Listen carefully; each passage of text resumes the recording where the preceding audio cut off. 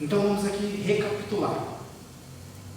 Quem pode informar para mim, sempre com a voz mais alta possível, nós vamos ao todo tempo aqui estimular você a perder a vergonha, quem aqui ainda não prega, quem ainda não ministra, estamos aqui para te ajudar a se preparar, tá bom? Quem pode dizer para mim, o Evangelho de Mateus foi escrito para que povo?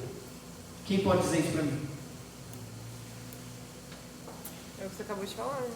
Grego. De Mateus. Ah, Mateus. Hebreus e judeus. Isso. Evangelho escrito por Mateus foi escrito aos hebreus e para os judeus. E Marcos? Romanos. Evangelho escrito por Marcos foi direcionado aos romanos. Quem lembra de Lucas? Gregos e gentios. Acabei de falar, né? Gregos e gentios. Tá bom? Recapitulando, existe apenas um evangelho, interpretado e escrito por pessoas diferentes.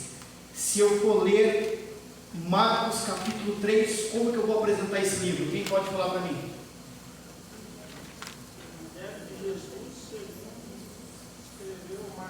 Evangelho de Jesus segundo escreveu Marcos.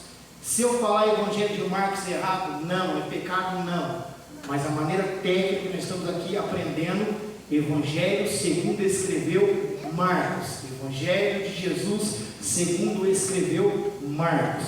Vai ter momento que o automático vai entrar em ação, você vai falar o Evangelho de Lucas, tá bom? Isso é normal. Mas a forma técnica, Evangelho segundo escreveu Jesus, segundo escreveu Lucas, Evangelho de Jesus. Amém? Se eu for ler o livro de Crônicas, como que eu vou apresentar? Por quê?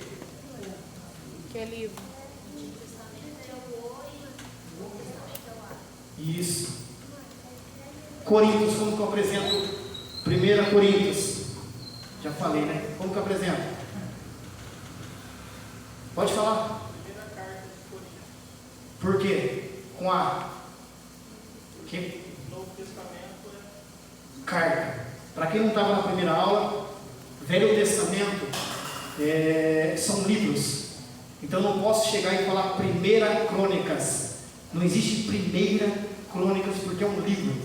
Qual é a maneira correta de falar esse texto? Primeiro livro das Crônicas. Primeiro livro escrito por Samuel. Agora eu vou para cartas de Paulo, até chegar no Apocalipse. Por ser uma carta, é no feminino. Primeira carta aos Coríntios. Amém? Carta aos Colossenses. Então no final, as cartas são com A. Sempre livro com O. Você vai trazer para o masculino. Cartas com A. Alguma dúvida? dos apóstolos. Livro. Atos é livro, Evangelho é livro. Livro, Romanos já é carta. Romanos é a primeira carta do apóstolo Paulo. A gente vai ter uma aula específica sobre as cartas paulinas e vamos compreender melhor. Mas, só para adiantar, aqui é o conceito base da teologia, tá bom? A gente corrigir esses costumes que a gente tem. Então vamos apresentar, porque vocês estão sendo visados a partir desse momento que estão estudando teologia. Então as pessoas querem medir pelo mínimo detalhe, uma palavra errada, querem desconsiderar todo o seu sermão. Então, o quanto antes nós policiarmos, corrigirmos esses pequenos erros, tá bom? Que não vai te impedir nada, não vai impedir a glória de Deus de se manifestar, mas quanto mais a gente conseguir corrigir esses pequenos erros, mais rápido será a nossa evolução. Então, nenhuma dúvida, um evangelho escrito para povos diferentes, interpretado por pessoas diferentes. Quem pode responder para mim o que significa evangelho sinótico? Falei de uma das aulas aqui. Quem lembra?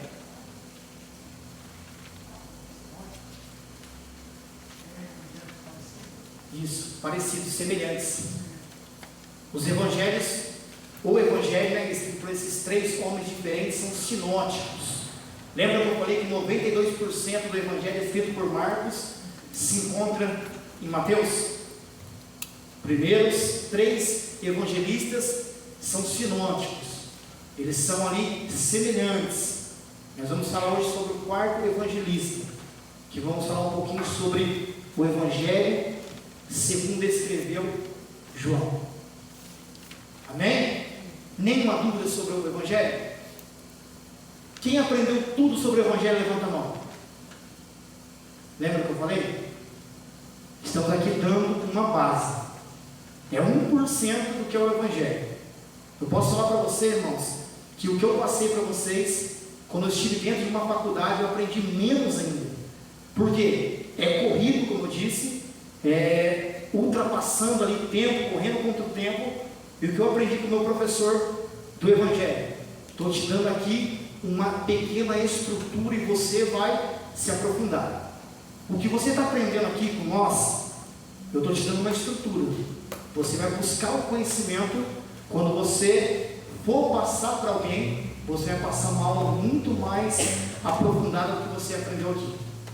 Essa é a questão da teologia. Incentivar a buscar cada vez mais as profundidades de Deus. Ninguém vai chegar no profundo o suficiente. Você está tendo uma base, você vai se autodesafiar para você buscar mais revelação, buscar mais entendimento. Então, cada um que tiver o seu relacionamento com Deus, tiver o seu propósito de aprender mais, vai buscar se aprofundar, tá bom? Estou te dando a base do Evangelho. O Evangelho será o tema central de todo o nosso curso. Nada vai se afastar do Evangelho. Sempre vamos voltar dentro do Evangelho, porque o Evangelho é a estrutura do céu na terra, tá bom? Então vamos falar sobre João. Porque João, ele não é um evangelho sinótico. Porque nós entendemos que 92% do evangelho escrito por João, ele não se encontra nos outros evangelistas. Rapidamente eu quero fazer uma introdução sobre a vida de João, quem foi João.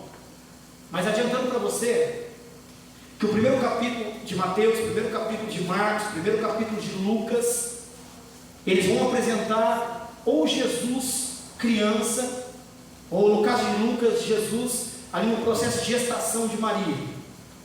Agora João é diferente. Agora nós vamos entender o que é ter intimidade com Deus e o que essa intimidade leva. João, ele inicia o primeiro capítulo. Quem sabe dizer o que está escrito no primeiro capítulo do Evangelho escrito por João? Lê para mim o primeiro versículo. No princípio. Lê para mim alguém. Só o primeiro capítulo, o primeiro versículo. E a gente fala do mesmo jeito? Mesmo jeito.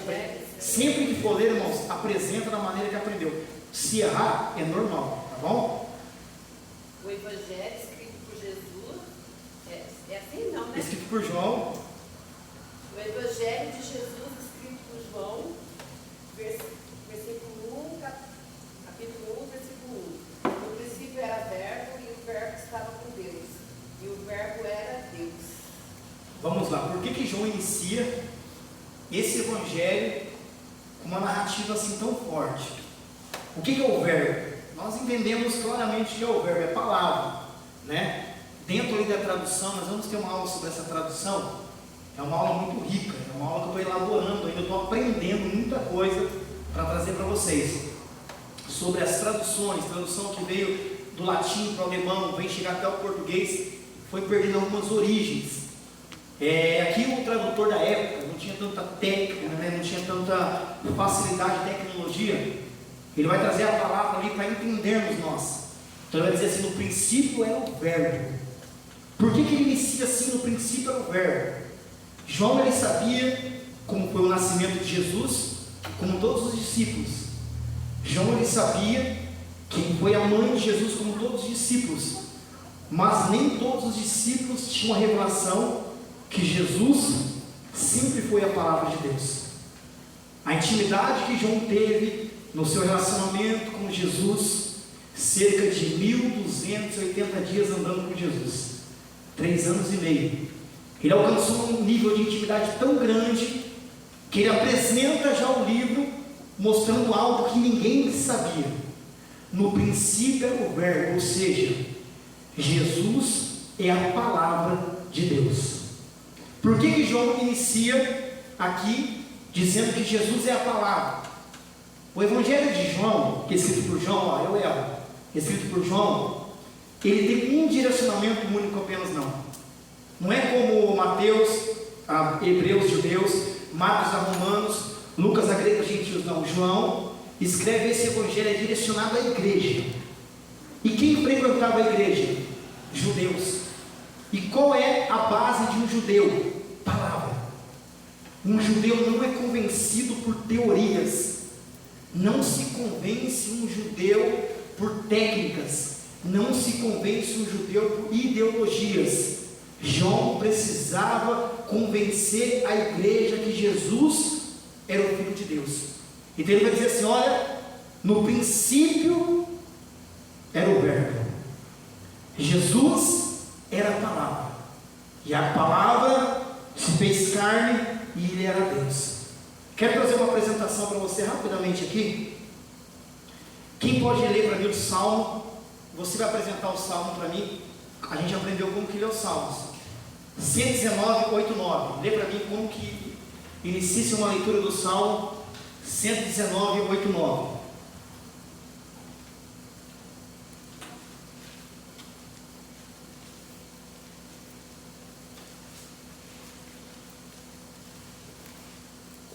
Ler e apresentar o livro, tá bom? Como nós aprendemos. Se tiver alguma dúvida, pode perguntar.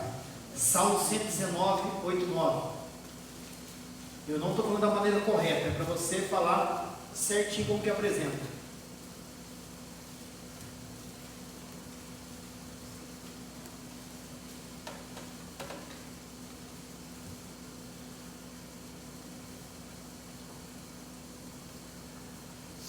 Salmo 119, versos 89.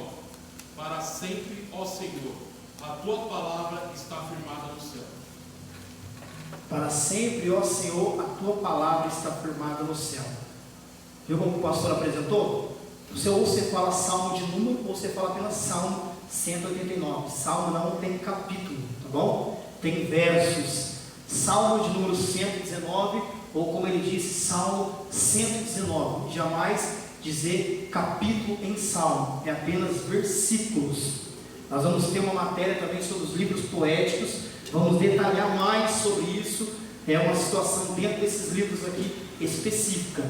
Mas já adiantando, o Salmo não se diz capítulo, tá bom? Salmo de número 119, versículo 39. Pode ler de novo, pastor, por favor? Para sempre, ó Senhor, a tua palavra está firmada no céu. Um dos textos base de um judeu é o Salmo de número 119, versículo 89. Para sempre, ó Senhor, a tua palavra, depende da tradução, está dizendo estabelecida ou firmada no céu. Então João, tendo um entendimento de uma parte de dureza do coração de todo judeu e também da convicção dentro da palavra, ele inicia esse evangelho dizendo: no princípio era o Verbo e o Verbo era Deus. Amém? Essa é a motivação a qual João vai apresentar esse evangelho. Quem pode ler o capítulo 1, versículo 3, por favor?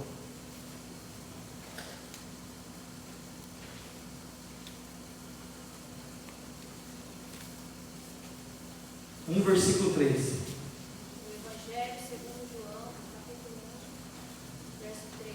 Todas as coisas foram feitas por intermédio dele, e sem ele nada do que foi se fez. Olha o que João está dizendo. Um judeu, ele tinha um entendimento que toda a criação tinha sido feita apenas por Deus. Como muitos de nós, em grande parte de nossas vidas, em momentos de nossas vidas, acreditamos que Deus criou tudo sozinho. Mas nós vamos falar um pouquinho sobre Trindade. Também não é matéria sobre Trindade, mas vai se enquadrar um pouco aqui em Trindade. Tudo foi feito por meio dele. João está dizendo de Jesus. Jesus, sendo a palavra de Deus, ele vai ali auxiliar na criação de Deus. Se você observar o livro do Gênesis, o capítulo 1, 27, alguém pode ler esse 1, 27? Eu não tenho marcado.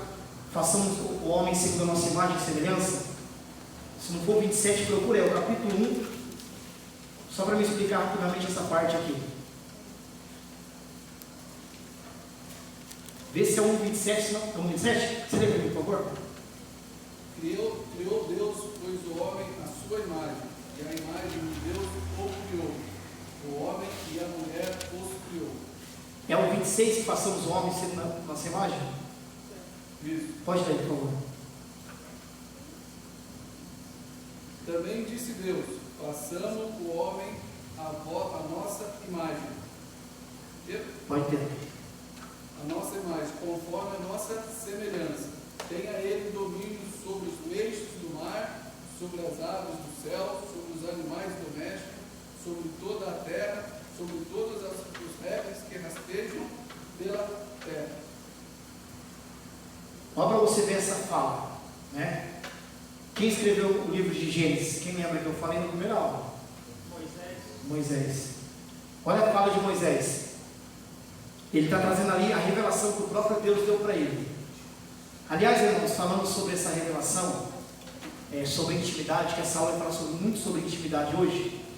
Quem escreveu o Pentateuco? Alguém tem dúvida que é Pentateuco? Quem não sabe, levanta a mão, pode ficar tranquilo. Torá, quem sabe o que é Torá? Não sabe, levanta a mão.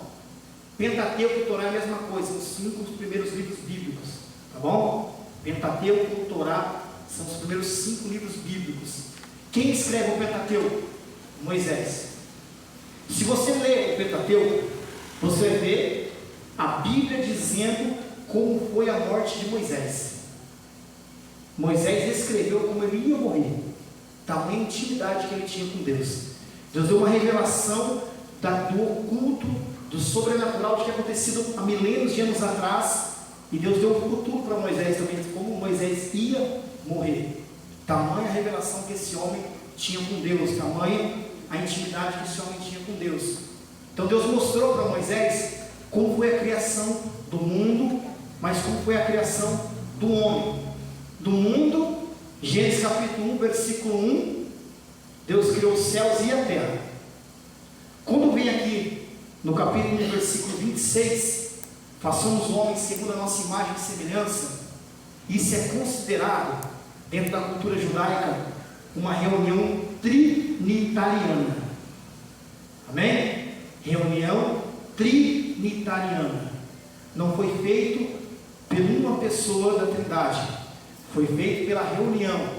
Façamos o homem segundo a nossa imagem e semelhança. Tudo isso eu preciso explicar para a gente entender esse primeiro capítulo do Evangelho escrito por João. Façamos o homem segundo a nossa imagem e semelhança. Reunião trinitariana.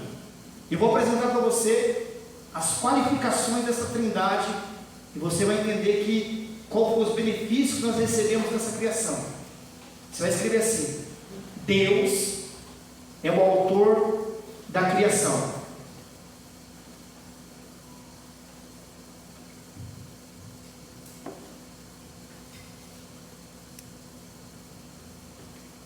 Deus é o autor da criação. Jesus é o autor da salvação. Jesus é o autor da salvação. E o Espírito Santo é o autor da vida.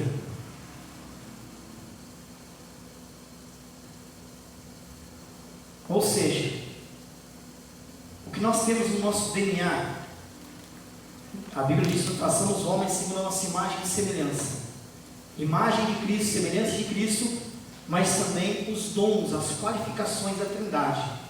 Deus é o autor da criação, ou seja, Ele depositou no nosso DNA a arte de criar.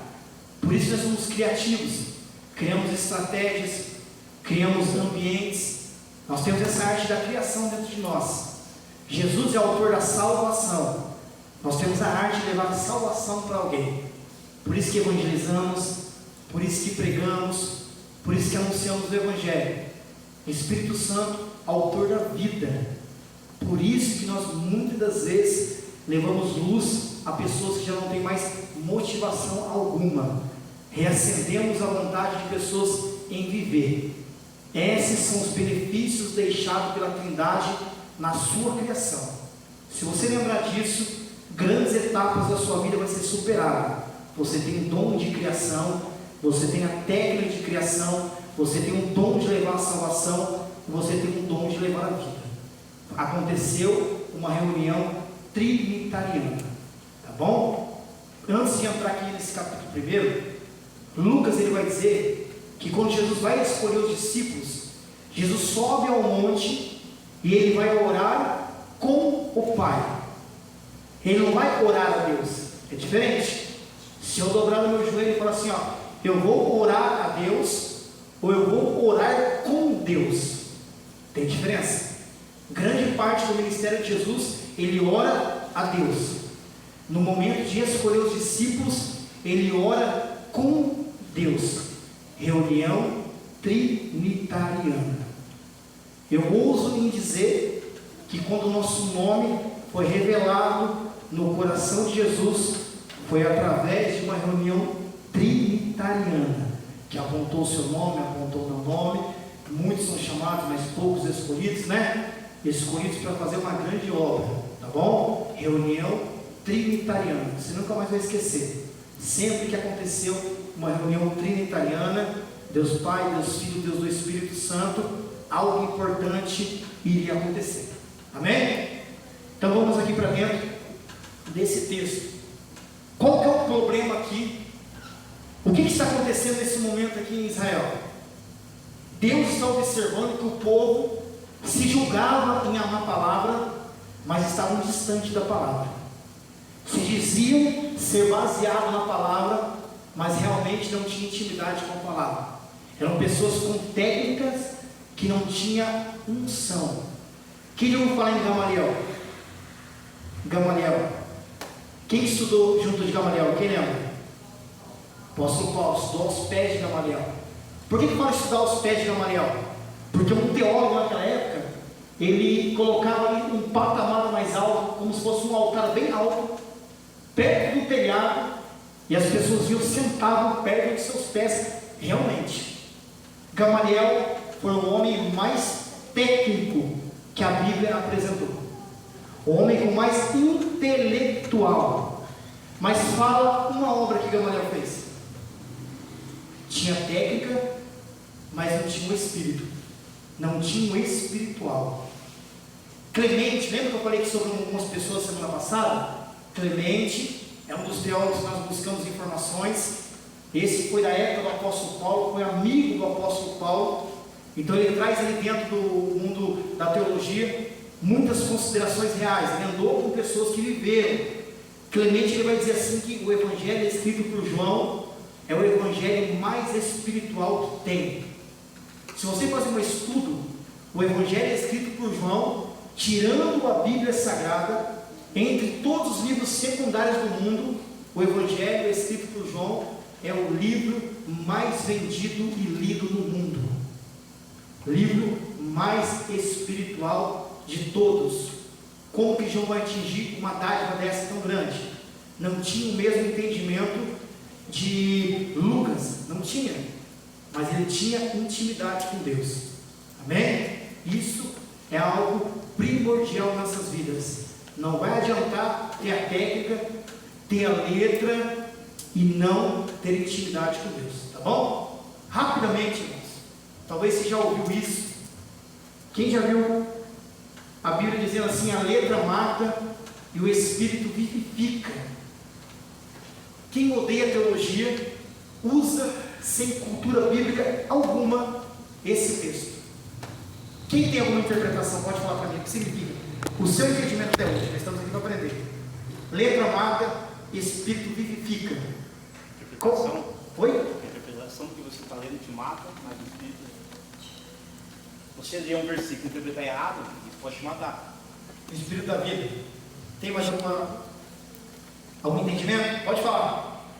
Letra mata, Espírito vivifica. O que Paulo está dizendo? Letra é a lei.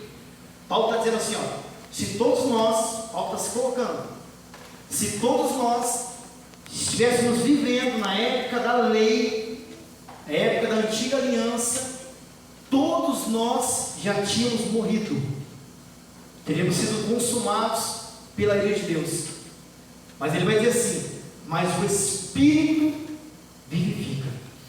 O Espírito Santo que está no nosso meio, ele nos dá vida. Essa é a real interpretação desse texto, tá bom? Se alguém dizer para você, ó, toma cuidado, não estuda não, que a letra mata, corrige essa pessoa. Letra, ele está dizendo, Velho Testamento, as leis. Se fosse pelas leis, Paulo dizia, muitos de nós teriam morrido, mas o Espírito traz vida, o Espírito vivifica, tá bom? Você está estudando, em algum momento você vai ter que se defender, infelizmente, vai ter que se defender, porque isso cria, muitas das vezes, uma relação contrária. Pessoas às vezes não querem que você aprenda, pessoas vão querer ter uma indiferença com pessoas que aprendem, vão usar textos sem contexto. Sempre lembra disso, texto sem contexto vira um pretexto, tá bom? Não aceita ninguém te disciplinar com um texto sem um contexto.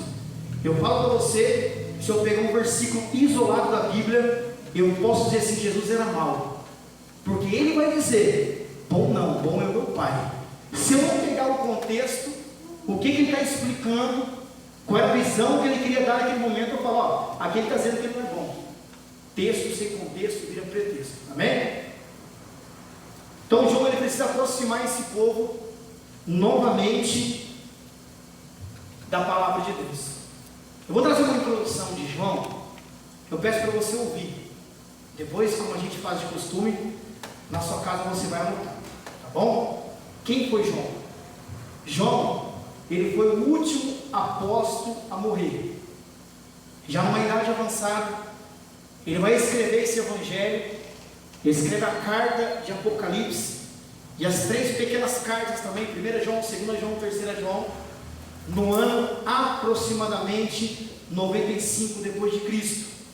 Por que eu falo aproximadamente?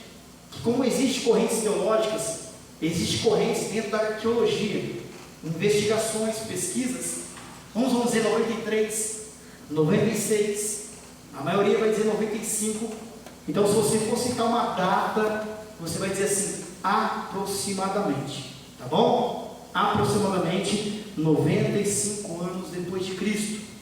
João, ele carregava uma marca sobre ele. Ele participou de todos os velórios dos seus amigos, os outros 11 discípulos que andavam com ele. João participou do sepultamento de Jesus, seu mestre, sua maior inspiração. Então já é um homem fadigado, é um homem com as suas marcas no corpo, sua cicatriz no corpo, cansado fisicamente, emocionalmente, mas João, ele continua pregando a palavra. E conta-se a história que existia um costume em Roma: todo imperador que morria, ele era considerado um deus. A partir do momento que o imperador morreu, automaticamente fazia-se os seus cultos, suas prestações de adorações, e esse imperador era um deus. Mas nos dias de João, existia um imperador cruel, talvez um dos piores da história. Ele foi apelidado de Segundo Nero. O nome dele é Domiciano. Ele quer mudar, ele quer agora ser adorado como um Deus em vida. Ele vai contra os costumes próprios romanos. Ele quer mudar, ele quer forçar as pessoas a adorarem ele. E o fator que impedia esse homem de ser adorado eram as pregações. Esse homem, ele cria um conceito dentro dele que ele quer banir, quer anular todo tipo de revelação, de adivinhação e de pregação. Ele não era contra apenas o cristão. Os adivinhadores ele mandava matar, os pregadores ele mandava matar, quem trazia a revelação ele mandava matar, porque ele queria ser adorado em vida, ele queria ser o primeiro imperador a ser adorado em vida. Nos dias de João, para piorar a situação, tinha o culto ao imperador e também tinha o culto à deusa Diana de Éfeso, uma deusa da fertilidade E então era costume adorar essa deusa. Então João está praticamente, entre aspas, se sentindo sozinho, cansado, preocupado, tendo que pregar a verdade, sabendo que o imperador ia mandar matar ele, sabendo que a cidade de Éfeso, que foi ali recebendo uma potência da palavra através do apóstolo Paulo, estão fugindo do primeiro amor. Jesus corrige depois lá em Apocalipse. Então João ele vai anunciar a verdade. Quando ele anuncia a verdade, a Bíblia diz que João é colocado em um tacho de azeite quente. Todos conhecem a história. João não morre. Quando João não morre, Domiciano ele fica preocupado. Ele fala assim: esse é um semideus, porque existia uma cultura romana que eles tinham como crença que existiam ali manifestações de deuses com o ser humano, e nasciam crianças semideus. Então ele vai considerar João um semideus, e por João ser considerado um semideus, ele é afastado. A Bíblia diz que ele é banido à ilha de Patmos. Se você pesquisar a ilha de Patmos, você vai compreender que um cidadão normal, ele ficava no máximo 3 meses em vida nesse lugar. Era cheio de pestes, escorpiões, cobras. Mas nós entendemos que João ele fica 2 anos neste lugar. Um arqueólogo, ele foi fazer uma visita. Essa ilha está lá do lado do mar Egeu. Ele vai trazer um entendimento para nós que acharam uma caverna. E segundo pesquisa, essa caverna tem o nome de Caverna de João. Ou seja, quando João pensou que ia morrer, Jesus escondeu João dentro da caverna e deu uma revelação. Essa é a introdução da vida de João. Quando ele falou assim: ó, é o meu fim, assim como os meus amigos morreram, eu vou morrer. João, ele recebe a revelação do Apocalipse. João foi o único discípulo que não foi martirizado. Quem pode explicar o que é mártir ou martirizado para a gente? Quem pode rapidamente mais alto? Quem é um mártir? Oi? Torturado ou morto, mas pela causa de Cristo. Tá bom? Sofreu mártir pela causa de Cristo. João foi o único que não morreu de mártir. Ele vai voltar para a sua cidade natal, Éfeso. Em Éfeso ele vai escrever o Evangelho, vai escrever a carta de Apocalipse e vai escrever as 3 cartas com seu nome. Como João morreu? De morte natural. Tá bom? Único de morte natural. Eu tenho estudo de todos os discípulos individuais. Agora a gente vai aplicar aqui. Como nasceu, como era e como morreu. Uns foram degolados, uns foram arrastados em escada, morreu esfolado. Cruz de Santo André, em X. Pedro, cabeça para baixo. Cada um morreu de um jeito. Tiago jogado de alto no penhasco. Mas João foi o único que morreu de causa natural. E na cidade de Éfeso ele vai escrever essa carta, esse livro e as suas cartas. O livro que nós vamos falar hoje do Evangelho de João é conhecido como o livro mais espiritual de todos. Amém? Quiser fazer suas considerações aí, faz suas anotações, o que você entendeu, o restante você vai fazer na sua casa, como tarefa. Foi na cidade de Éfeso que ele escreveu o Apocalipse? Sim, terra natal dele. Apocalipse, o Evangelho é tudo, todos os livros.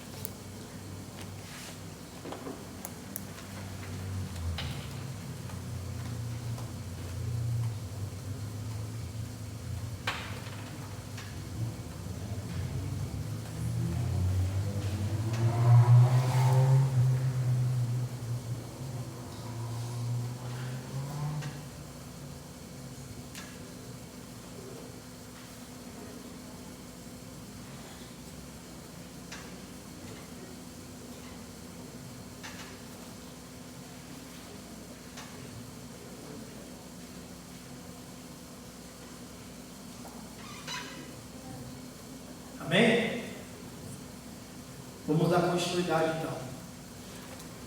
Para você entender, irmãos, não existe um livro, né, que traz a narrativa do Evangelho melhor que o outro. Um acrescenta o outro, tá bom? Um foi importante como o outro. Vai ter momentos que você vai ver um texto e a mesma situação se encontra em outra revelação, em outra escrita de um evangelista, e naquele dia um texto guardou mais seu coração, em outra ministração, talvez o mesmo sermão, o mesmo esboço. Já aconteceu várias vezes comigo. Eu vou pregar talvez a crucificação, um dia eu estou pregando aqui em Marcos, um dia em Mateus, um dia em João, porque todos foram importantes, né? Nós vamos falar um pouquinho sobre milagres daqui para frente, em outras aulas. Nós vamos ver o mesmo milagre, o mesmo cenário, visto de maneiras diferentes, tá bom? Existe só para você compreender, que um evangelista fala assim sobre um cego que estava na entrada de Jericó. O outro evangelista fala o mesmo milagre, um cego na saída de Jericó. Aí o camarada que não gosta de Bíblia, que tem preguiça de aprender, eu já ouvi falar assim que a Bíblia ela está desatualizada, que a Bíblia se confunde. Isso não é culpa da Bíblia, a Bíblia é perfeita, é culpa de pessoas que não querem buscar o entendimento. Por que o evangelista fala assim, na entrada de Jericó, e outro fala na saída de Jericó? Só explicar isso aqui é outra matéria. Porque existia, quem ia falar? Vou falar. Um hino voltando? É assim, para vocês entenderem. Existia Jericó velha e Jericó nova. E aí você vai compreender, aqui é Jacareí velha e aqui é Jacareí nova. Um viu saindo de Jericó velha, o outro viu chegando em Jericó nova. Mesmo cenário, mesmo milagre. Saiu de uma, como aqui em Caçapava tem, Caçapava velha, Caçapava nova. Um está vendo Jesus, olha, Jesus está saindo de Jericó velha. O outro talvez piscou e viu, Jesus está chegando em Jericó nova. Mesmo milagre, mesmo cenário, com visões diferentes. Tá bom? Talvez você olhe para mim aqui, você vai escrever no seu livro assim, ó, o pastor André estava ali com o microfone, estava de pé. De repente eu vou abaixar, não escreve. O pastor André estava no alto, estava abaixado. Mesmo cenário, mesma situação, mas visões diferentes. O Evangelho não se confunde. Tá bom? Pelo amor de Deus, o Evangelho não se confunde. Irmãos, agora eu vou abrir aqui um espaço para perguntas dentro da questão do Evangelho, para dúvidas dentro da questão do Evangelho, tá bom? Não pergunta para mim, pelo amor de Deus, novo milênio agora. Não pergunta para mim quem serão ali os arrebatados. Não, isso é matérias específicas. Vamos tirar dúvidas do Evangelho, tá bom? Eu resumi, tem algumas coisas aqui de João que eu vou deixar, que não vai dar tempo. Nós vamos dar aula daquela de bibliologia, cristologia. A semana que vem, em nome de Jesus, vamos falar sobre a história da igreja, tá bom? Hoje, pela misericórdia, Jesus me deu uma dádiva. Hoje, eu já falei para vocês que ia começar. Eu estou começando a segunda faculdade de teologia da Faculdade Batista de Minas Gerais. Comecei hoje. Primeira matéria que está postada lá é a história da igreja. Comprei alguns livros, eu venho estudando há algum tempo. É um tema muito profundo, talvez o mais importante para aprendermos. Então, sem pressa, eu quero passar para vocês o quanto mais o que foi o cristianismo, o que foi a história da igreja, tá bom? Vamos estar evoluindo a partir de agora, mas não tem como ter uma evolução com dúvidas. Então, perca o medo, tira as suas dúvidas. Semana passada teve 625 perguntas aqui, que continue assim. Pode fazer pergunta, quem tem dúvida aí de alguma coisa que eu falei? Às vezes eu falo para os irmãos, a gente prega, eu me empolgo, tá bom? Às vezes eu me empolgo, você pensa que está pregando. Vocês não viram minha esposa dando aula uma vez, lembra, pastor? Saiu até um redeté, pode perguntar. Não é sobre o que você falou, mas é sobre o Evangelho que Jesus escreveu em João. Capítulo 8 vai falar, versículo 6, vai dizer assim: isso ele dizia, brincando, para poderem ter do que o acusar. Jesus, porém, inclinando-se, escrevia com seu dedo no chão, como se não os ouvisse. Tem algum estudo que mostra ou revela o que ele escreveu? Eu estava no Rio de Janeiro e falei com minha esposa. No Rio de Janeiro. E foi semana passada. Ainda não estudei sobre isso. Pelo Espírito Santo de Deus. No Rio de Janeiro eu falei assim, ó, eu vou estudar o que Jesus escreveu na areia. Foi Deus me cobrando agora através disso, aquele que eu não montei até agora. Não vi até hoje. Uma vez eu pesquisei sobre isso, vou ser sincero, dentro da pesquisa, a mesma pesquisa que eu pesquisei, como foi Jesus criança e o que Jesus queria dizer na areia. Na época eu não tive entendimento, não tive nenhum tipo de interpretação disso, mas eu me cobra que eu vou trazer na próxima aula, tá bom? Nunca vi pregação explicando. A gente estava no Rio de Janeiro, eu ia pregar numa igreja lá, e o pastor deu uma saudação, e na hora ardeu meu coração.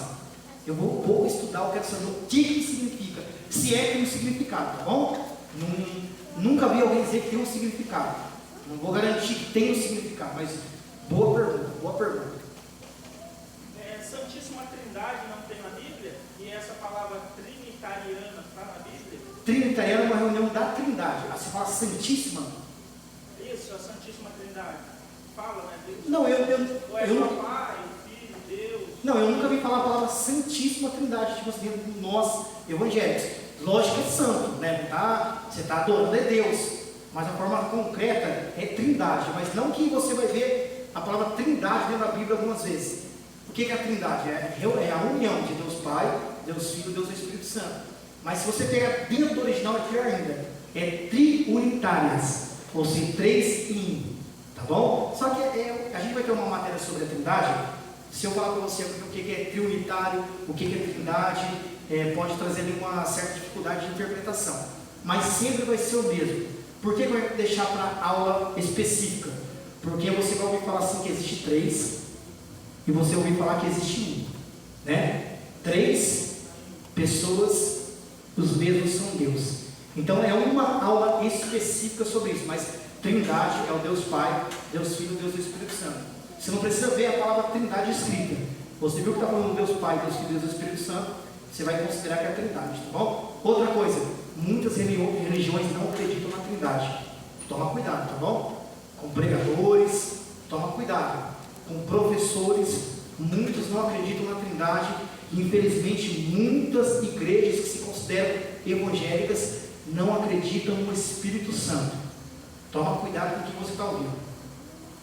Eu pergunto, conheço algum professor que falou tipo assim, de Bethesda, milagre de lá. Tipo, se tem algum relato de superstição, que aconteceu mesmo.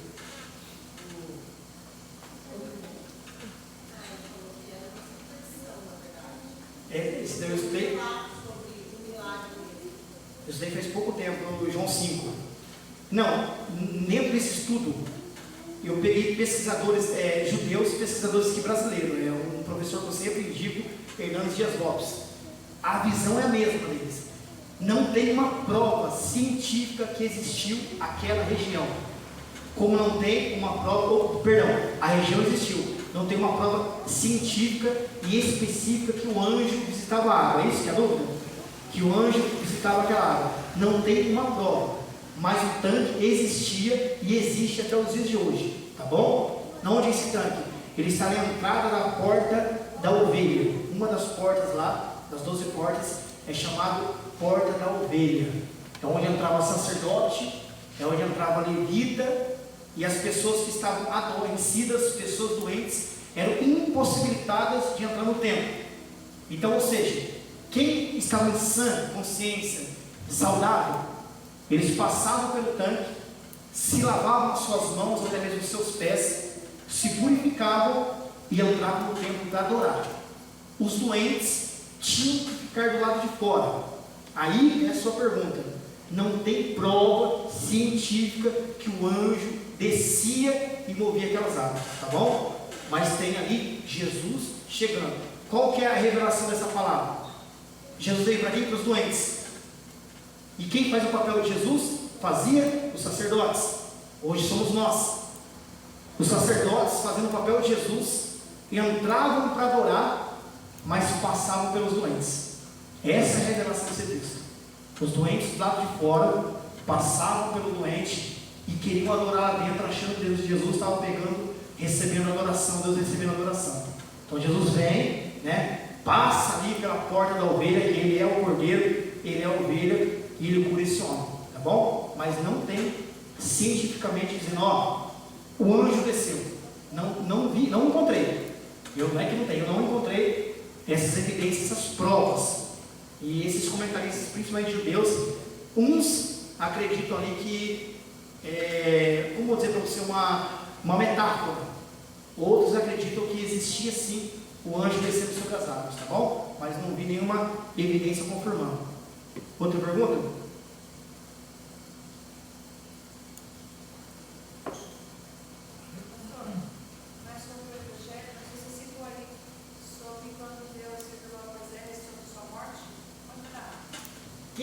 Eu estou com a matéria da aula do Evangelho de Gênesis em casa. Alguém pode pesquisar aí no Google mesmo? Onde está a morte de Jesus, de Moisés? Rapidamente. Porque não é a matéria de Gênesis, eu não tenho que marcar o versículo. Enquanto alguém procura, só escrever assim, morte de Jesus, de Moisés. Tem outra pergunta? Para não ficarmos calados?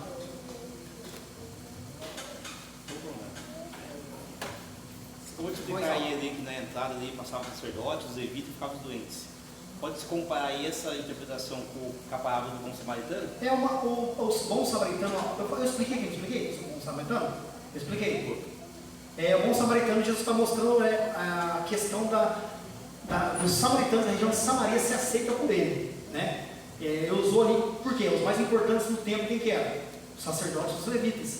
Ele fez as considerações usando os mais importantes e dizendo que os mais importantes não fizeram e veio que eram desqualificados por ele, que era o samaritano, e fez, né? Mas a questão da entrada do templo é que realmente um sacerdote e um levita passavam por lá para adorar. Se preparavam, ensaiavam e passavam pelos doentes e nada faziam. Alguém achou? Aqui no Google está falando assim que está escrito em Deuteronômio. Qual? 34. Quem pode ler? E o versículo não fala? 8. Não. 8? Versículos. Lê para nós aí. Irmãos, sempre tento abaixar uma Bíblia no seu celular, um aplicativo.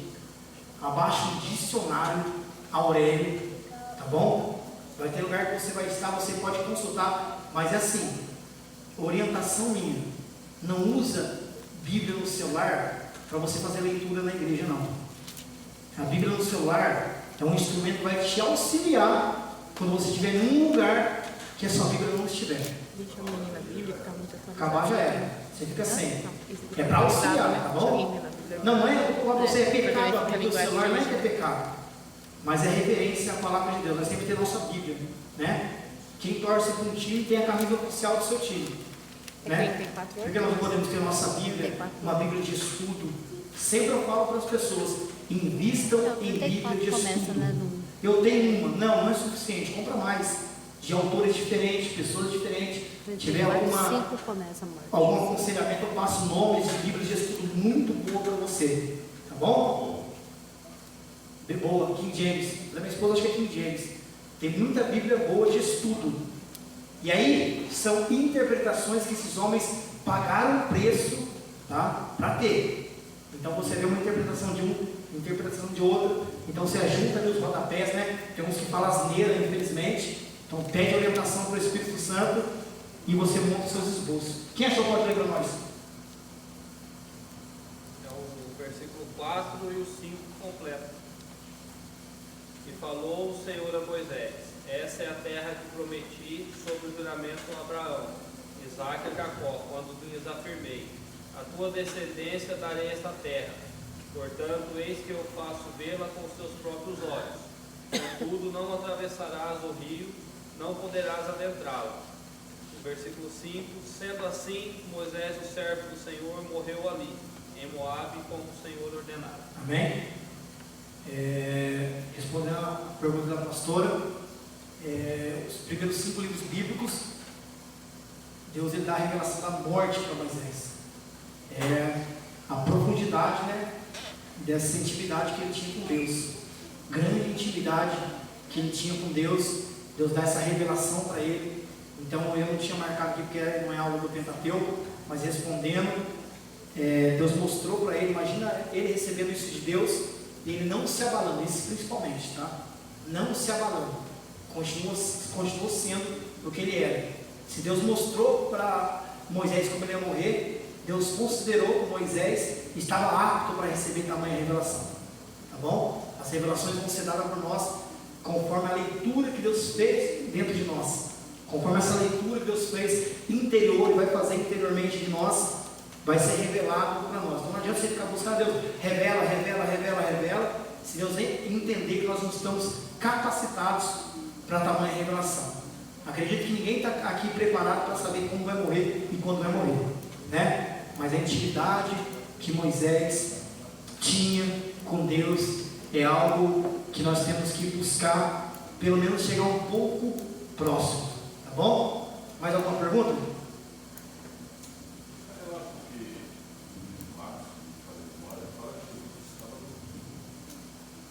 Desculpa, eu não perguntei do barco? Sim. Sim, Lucas 7. Acho que é Lucas 7. Quem pode ler para a gente?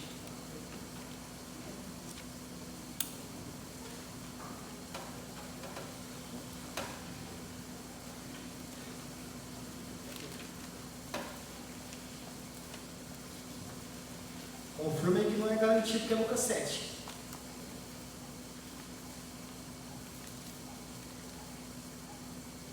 Se a sua Bíblia tiver um subtítulo, vai ter aí a tempestade. Jesus acalma a tempestade. 7 não é não. Qual? Marcos também tem, mas não, Lucas 7? Jesus acalma a tempestade. Lucas 7, qual? Lucas 7, 22. 8, 22? 8. É, o 7 ele fala da cura de centurião. Sim. É o 8. 8, 22. Quem pode ler para a gente?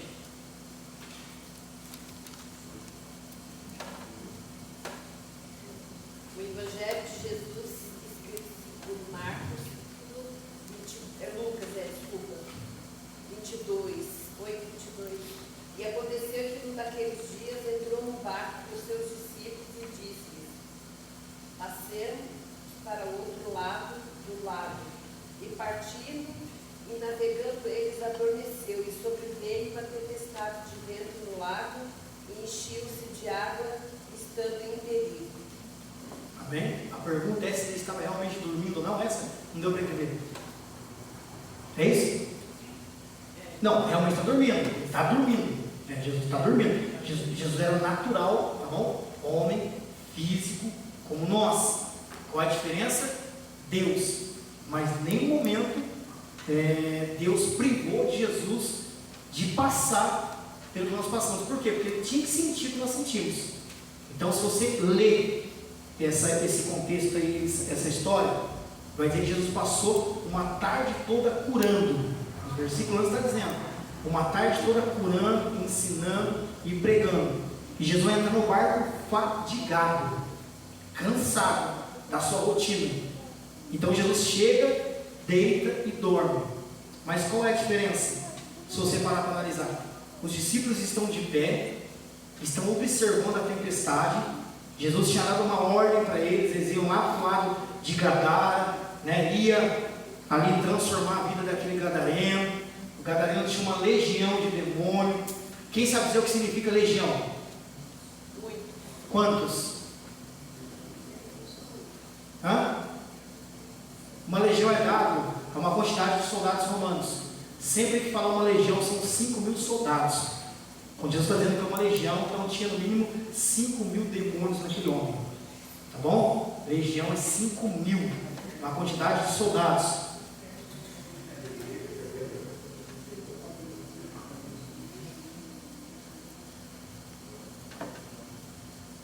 Para explicar esse texto, irmãos, todas essas explicações, para quem já prega, principalmente para quem tem vontade de pregar, você prepara sermões, prepara esboços, ministrações, tá bom?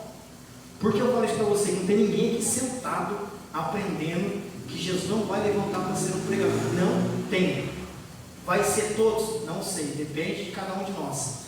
Quanto mais pagar o preço, tá bom? Mas jamais você ia estar aqui aprendendo palavra para tocar violão, né? Logicamente que todo mundo tem que ter, principalmente os levitas. Infelizmente nem todos concordam com isso. Tem que ter o contexto e o conhecimento da palavra. Mas a partir do momento que você especificamente está aprendendo teologia, Jesus quer te levantar como pregador da palavra, tá bom? Então vai ter que lutar contra aquele que quer te atrapalhar aí dentro, que quer te impedir, que quer dizer que você não pode. Você está sendo capacitado para pregar a palavra de Deus. Lute contra a vergonha. Eu sou testemunha viva. Eu não falava em público. Reuniões em fábrica, eu tive dificuldade de ler ali uma planilha do DS, da palavra de segurança do dia, eu morri de vergonha, ficava tremendo. Dificuldade em escola, minha mãe era chamada na escola porque eu não lia. Muita vergonha. Pedi para Deus me ajudar, sabia que tinha uma promessa sobre a minha vida, fui buscar aprender, principalmente orar para Deus dar a unção, e hoje pela misericórdia eu sou pregador. Mas você não está sentado aí à toa, tá bom? É para você aprender a palavra de Deus. Rapidamente, antes que o irmão faça a pergunta, para não perder o raciocínio.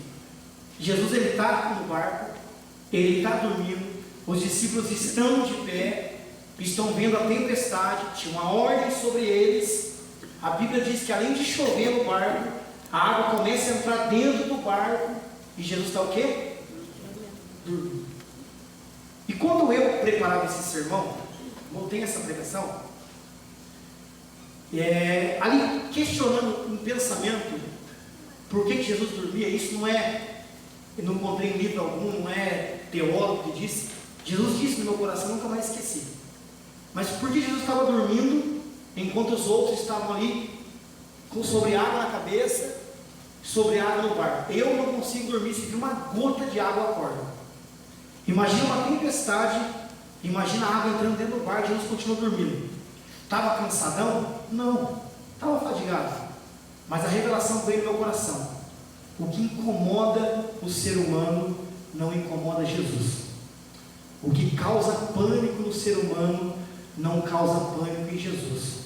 Jesus continuou dormindo para mostrar para os discípulos que o que mais colocava medo neles não era autossuficiente para colocar medo em Jesus.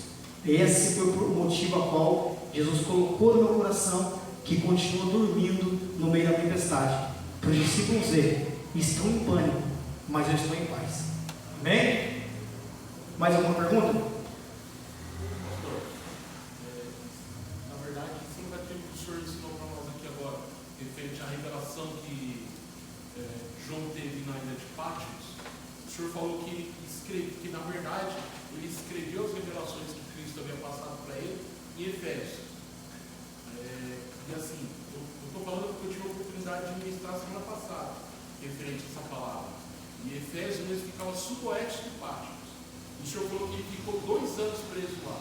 Ou seja, ele vai. E o senhor fala no versículo 11 que é para ele escrever um livro em cima daquilo que ele estava vendo, né, através de Jesus. Ele vai demorar 2 anos para escrever essas cartas, então, para as igrejas? Na verdade, assim, ele escreveu 95 anos depois de Cristo, 95 anos depois. Eu já fui questionado, também já procurei compreender se João ele foi arrebatado dessa ilha, ou se realmente ele se posicionou 2 anos nessa ilha. O fato é, João escreveu quando chegou na cidade de Éfeso, 2 anos após o exílio. 2 anos após ele estar em estado de cativo, ele vai chegar ali em forma natural na sua terra natal e ele escreve. Agora, já existe correntes teológicas que acreditam que João foi arrebatado, tá? Jesus tirou João daquele lugar, deu a revelação para João. Uns acreditam que João é levado ao céu como foi o apóstolo Paulo, e outros vão acreditar que Jesus aparece para João no momento de sofrimento e ele vai dar a revelação da carta. Mas a questão é, João escreveu na cidade de Éfeso 2 anos após ele ir para o exílio. Isso é concreto. Amém? Outra pergunta, pastor? Até porque ele não tinha material para escrever na ilha. É verdade. E Jesus fala para ele, se coloque de pé e escreve essas coisas, né? Por isso que estava na cidade de Éfeso mesmo. Ele estava na cidade de Éfeso. Agora, qual é a questão? não significa que Jesus deu a revelação lá em Éfeso. O caso de Jesus pode ter dado a revelação em Patmos, ou ter levado João para ter essa visão. Quando João vê Jesus, o Apocalipse 1, ele cai em estado de morto. Ele vai dizer, ele se coloca de pé e escreve todas essas coisas, tá bom? É a revelação. Só que são assim, situações que não tem teologia que vai apresentar, né? São fatos, são histórias que aconteceram e com o passar do tempo vão criando as suas teses. Então eu não consigo afirmar a certeza que ele estava em Patmos, certeza que ele foi arrebatado. Quem eu tenho certeza que foi arrebatado ao céu? Paulo. Certeza. Um dia eu estava lá no Rio de Janeiro, acho que a primeira vez que a gente foi, parou um rapaz, testemunho de Jeová, que ele quase me tirou da moção. Depois Deus trabalhou no meu coração para mim ter paciência, que você perde, né? E vai evangelizar, você põe para correr. Mas ele parou, minha esposa tinha umas 15 pessoas com a gente, o camarada veio logo em mim, e ele veio com uma teimosia, dizendo assim: não existe um ser humano que pode subir até o céu. Aí eu mostrei para ele Paulo. Paulo foi levado até o céu. Ele vai dizer isso. E nós não somos capacitados para ouvir tudo que Paulo viu lá. Então Paulo no céu não pegou uma caneta, um papel e começou rapidamente a escrever, não. Deu a revelação e escreveu depois. Pode ser o mesmo fato que aconteceu com João, tá bom? Teve a revelação e escreveu depois. Alguma pergunta? Mais uma? Para a gente ir para a prova? Semana passada, o senhor falou que o Satanás ele tem acesso ao céu, no céu. Em Jó fala isso. Só que Satanás não foi expulso do céu. Foi expulso. Quando se entende que a pessoa é expulsa do lugar, se entende que ela não tem mais acesso àquele lugar. Imagina você ser expulso de uma cidade. A cidade vai conseguir te impedir de entrar dentro de uma cidade? Jacaré te expulsa. Consegue te impedir de entrar em Jacaré de novo? Você consegue entrar. Dependendo de quem estiver ali na segurança. Só que Deus Só que Deus ele tem toda a autoridade, né, onipotente, onipresente, onisciente, de barrar a entrada de Satanás. Deus tem todo o poder de impedir Satanás de entrar no céu. Só de pensar, Satanás não entra. Por que eu expliquei essa passagem que Satanás entra no céu? Está lá em Jó. O livro de Jó vai dizer que o próprio inimigo vai lá no céu acusar Deus, acusar Jó. Amém? Está na Bíblia. O próprio Satanás ele tem acesso ao céu, ele vai acusar. Ele não manda uma mensagem, né? Não é um telefonema, ele vai lá no céu e acusa. Tá bom? Por que eu disse isso? Porque um homem não tem autoridade divina para expulsar alguém da presença de Deus. Não existe homem com essa autoridade dizendo assim: você não pode mais estar servindo a Deus. Não pode. Não tem autoridade, não tem base bíblica para alguém expulsar. Não tem. Isso não existe na Bíblia. Porque o próprio Satanás, ele vai lá, perdeu a salvação, está garantido. Satanás perdeu a salvação. Uma dúvida: por que Satanás perdeu a salvação? Várias perguntas que tiveram dentro dessa matéria. Porque para ter salvação, Deus criou uma ordem que tem que ter derramamento de sangue. Satanás é um espírito, não tem sangue. Por isso que o Velho Testamento, para receber a oferta, para as pessoas serem perdoadas, sacrificava um animal e submergia o sangue em cima do altar. E agora Deus, vendo aquele sangue, ele perdoava as pessoas. Eu comentei aqui, por que Deus perdoava as pessoas vendo sangue? Quem lembra? Quem lembra? Às vezes eu dou garantia que comentei, que às vezes foi uma pregação, nem foi aqui, né? Você confunde. É porque ele enxergava o sangue de Jesus sempre. Sempre quando derramava o sangue de animal, Deus já enxergava o sangue de Jesus. Porque somente seria salvo pelo sangue de Jesus. Satanás não tem direito à salvação, porque ele não tem sangue para ser derramado, e porque o sangue de Jesus não representa ele. Tá bom? Mas o que eu disse para vocês aquele dia? Satanás, ele foi até o céu depois de expulso, perdeu a salvação, não tenha dúvida disso nunca. Satanás perdeu a salvação. Mas o que eu quis dizer para você? Nós não temos autoridade, não tem base bíblica nenhuma. E quando eu vi isso, foi dentro da faculdade, eu fui pesquisar, e realmente você não encontra base, você não encontra. Paulo expulsa uma pessoa que está ali endemoniada, Paulo vai repreender uma pessoa, mas nós não podemos descomungar uma pessoa, podemos tirar uma pessoa da presença de Deus, porque a Bíblia diz: o que é ligado na terra será ligado, o que é desligado na terra, se eu desligar aqui, eu desligo lá, aí o preço é imensurável, amém?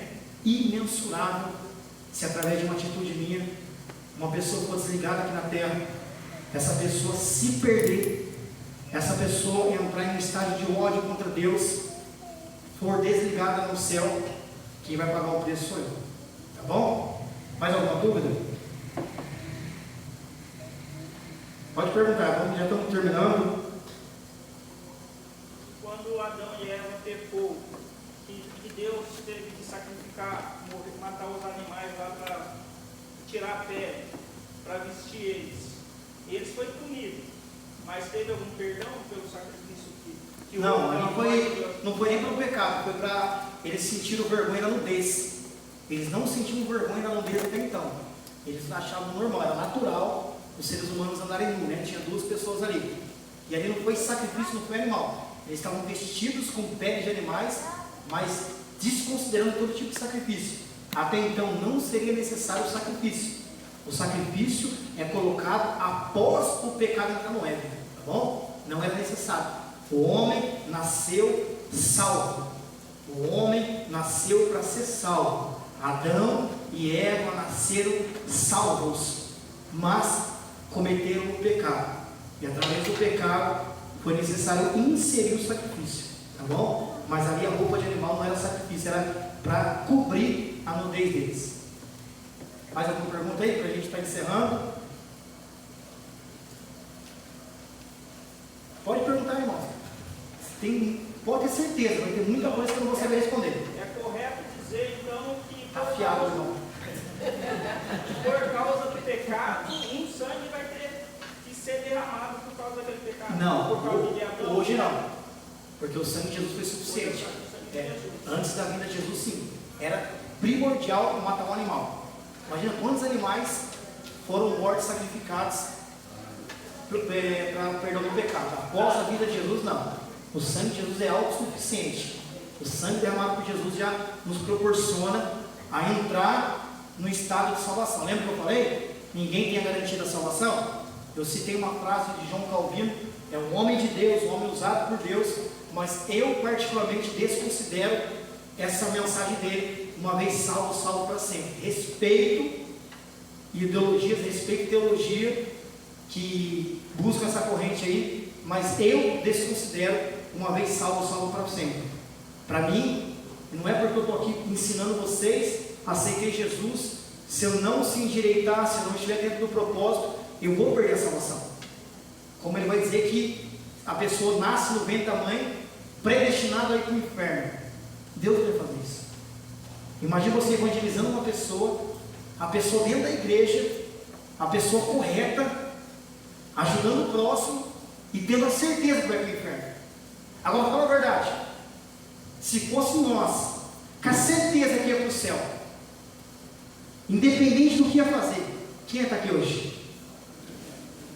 Então eu desconsidero essa tese, tá bom? Salvação nós conquistamos todos os dias. Mais alguma pergunta? Quer perguntar, né, Júlio? Quando o Bruno pergunta, dá medo.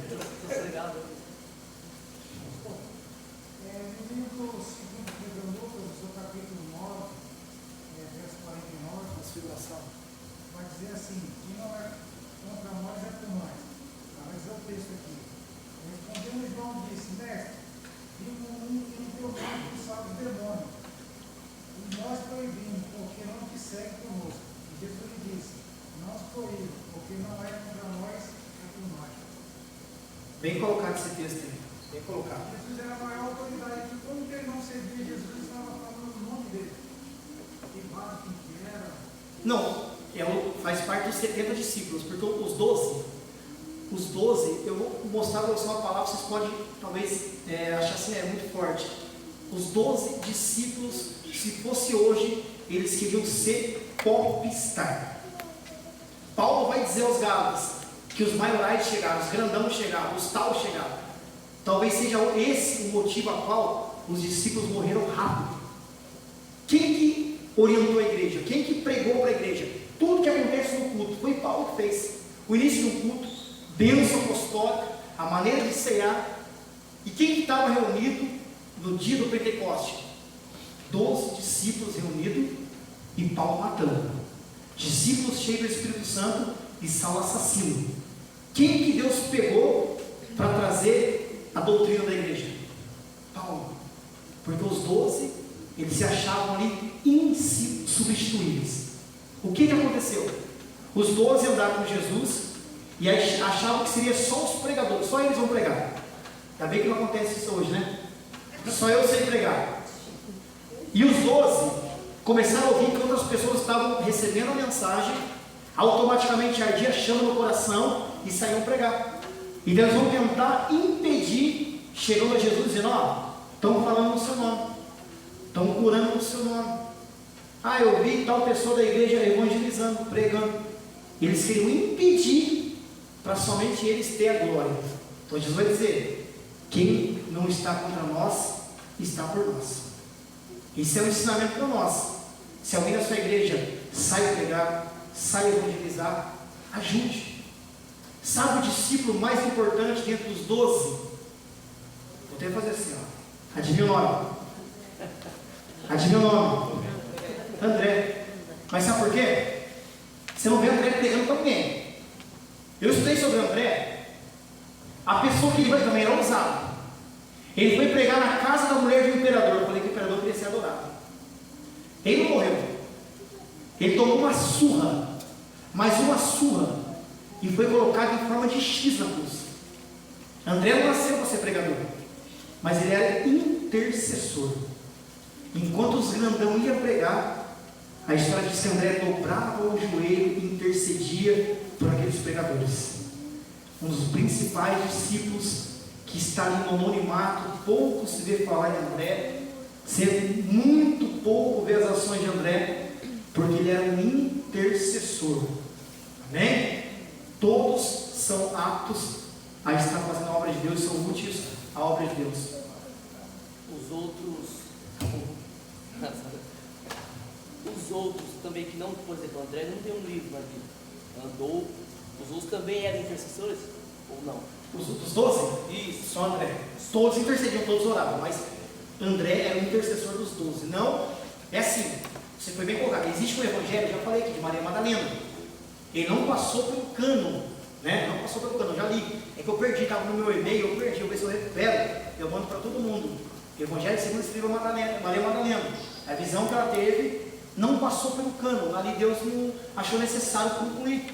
Imagina o tamanho do livro. João vai dizer: todos os livros do mundo não caberiam os milagres de Jesus, foram muitos.